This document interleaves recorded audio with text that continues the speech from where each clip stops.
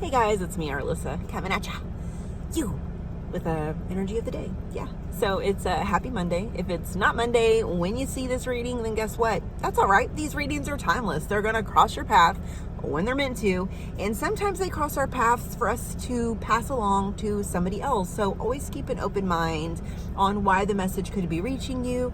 And guys, this is a reading that will reach a lot of people. So only take what resonates, right? Don't try to make it fit. If only certain parts of the message resonate with you, then just take those parts and leave the rest, okay? You don't want to try to force it to fit if it really just doesn't fit. Follow your intuition, follow your own discernment, and thanks for joining me along the ride. Now, guys, I usually do not introductions, what is it? Announcements. I usually do announcements right now, but I have so much going on in May, so I will be posting updates and things like that on my profile pages, so just please check that out. And I'm going to get right to this reading. Also, if you do want to book a reading with me, reach out to me. The only way to book with me is to message me directly. I will never DM anybody or reach out for anybody to schedule a reading for me. So keep that in mind. Let's move forward. All right. The first card that came out, guys, Two of Swords. This here card is the card of indecision. You know, this energy is about not really sure on where to go. Right? I like to say we're always at a fork in the road because we're always at a fork in the road with every decision. Now, how big that fork in the road is depends. But this seems to be one that's significant in the feeling and the energy that's coming through for me because the cards that it played with, I'm going to go ahead and the Death and Rebirth card came out. Now, death is not necessarily like death, people dying, you know, The tarot always is a different message with different cards that come out together. But keep in mind that in this specific situation, this is about like indecision on maybe how to make some type of change in your life. It's going to be significant change, and significant change needs to happen. Maybe moving toward healing. We're always kind of up and down. You're never fully healed, right? So we're always up and down in that regard. But there has to be, maybe there's something significant that you're wanting to change, that maybe you're just tired of your own crapola.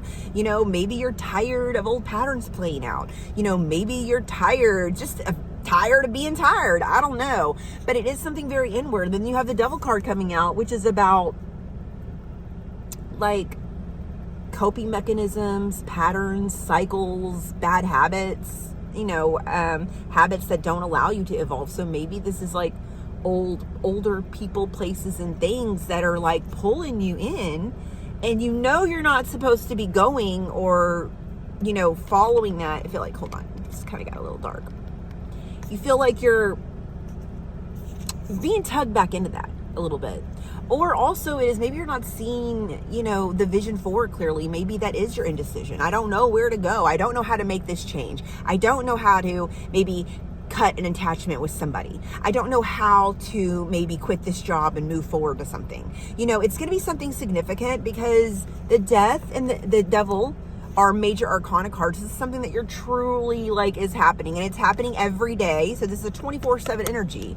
This is a daily energy. So the indecision may come in and out. You may understand, okay, I need to do this, and then like something will happen. Let me use people for an example because we can all relate to maybe needing to separate ourselves from another person's energy, and we just can't for some reason, right? Something just keeps drawing us back, and that's that energy, like that unhealthy energy, which you don't need to ask yourself, what about this person keeps drawing me back? You ask yourself, what is within me that is allowing myself to feel so magnetically drawn back into their presence?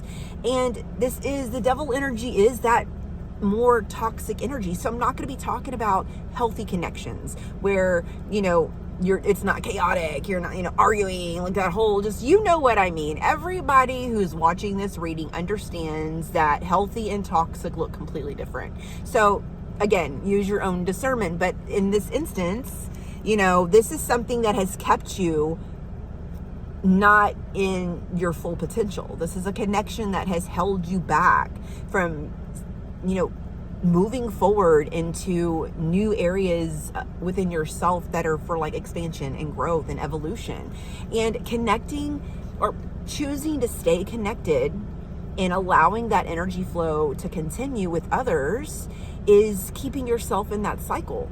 And when we make the decision to walk away, it has to be a decision that is made because you want better for yourself, because of the way that it feels. It doesn't feel good. We're always magnetized towards people who are meant to show us stuff about ourselves. Sometimes people are meant to show us the great potential we have within us, and some people are meant to show us our shadow self, what we cling on to, our bad habits, things like that. So you're kind of going through that, right? So what's on the bottom of the deck? Let's look at that. Let's look at what you don't see, because obviously this is going to resonate. You understand this is going on. I am indecisive about all of this and how to change this.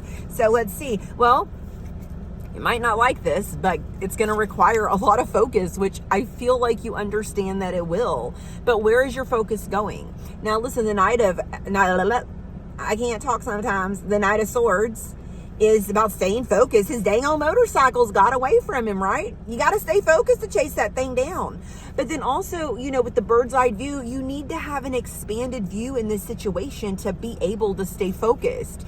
Look further. Get your tunnel vision out of the way, right? You're in your dang old way. You're giving yourself tunnel vision, and you need to focus on the broader picture.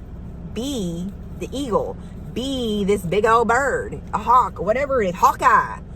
It's a Hawkeye. We'll say that. Hawkeye. Now listen, you got to stay focused, but also you have to see it through. You have to stay true to yourself.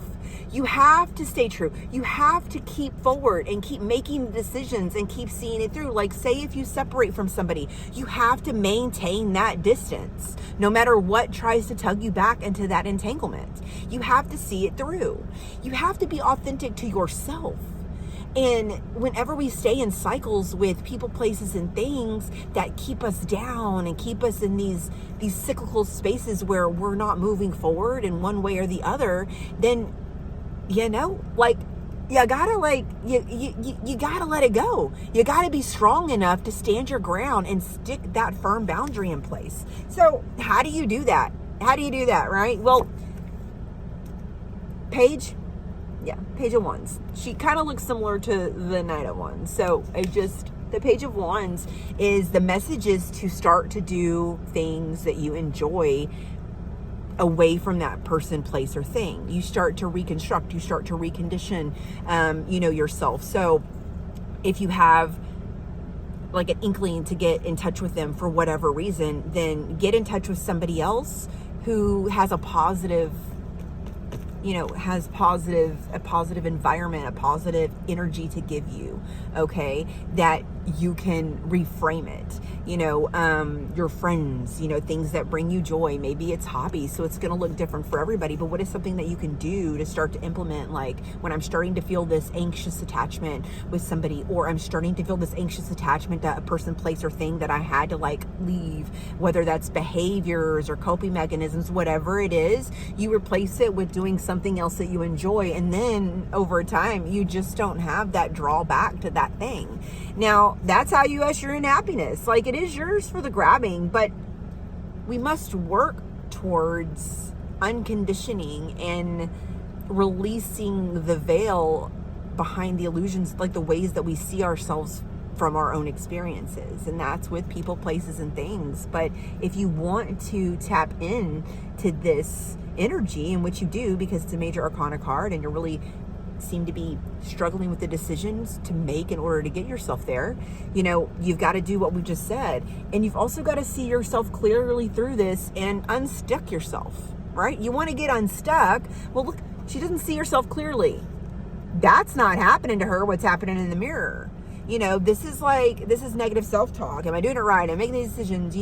Be easy on yourself, but also understand that you are worth everything that you desire in a person, in a place, in a thing that supports your vision forward. And if somebody in your life, or a person, place, or thing in your life doesn't help and is only keeping you in these old patterns, then you've got to make a decision. Kick rocks, bud. Or sis or miss or whatever. Misters and sisters, kick rocks. Let it go. We don't like to prolong the inevitable, because you just, it's a form of insanity, right? Let's knock that off. Knock it off. Get on board. Get on track. You got this. You got this. And you're wondering how to do it. Well, listen, there are the same amount of support as there is obstacles. So if you're not understanding how to get to this decision, then pop it off someone that can help. If you have people that you can go to talk about it. Vulnerability is probably a lesson here because it takes vulnerability to make the decisions and do what you haven't done. If you want something different, you got to be vulnerable enough to do something different. Okay, so there's the message. Yeah, I know it'll read who it's meant to. Guys, thanks for joining me, and you have a great day.